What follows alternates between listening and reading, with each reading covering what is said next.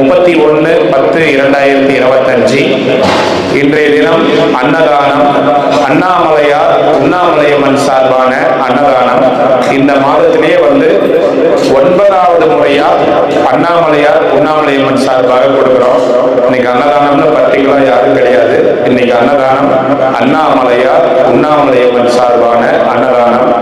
இந்த அன்னதானத்துக்கு நமக்கு 10 ரூபாய், 20 ரூபாய், 100 ரூபாய், 50 ரூபாய் பண்றவங்க, அப்படி இல்லாத அன்னைக்கு கொடுத்துருங்கன்னு சொல்றவங்க, அப்படி யாரும் கொடுக்கலனாலும் இந்த மாதத்துல இதோட 9வது முறையா 9th டைம் பண்றோம். அண்ணாமலையார் உண்ணாமலையம்மன் சார்பான அன்னதானம்.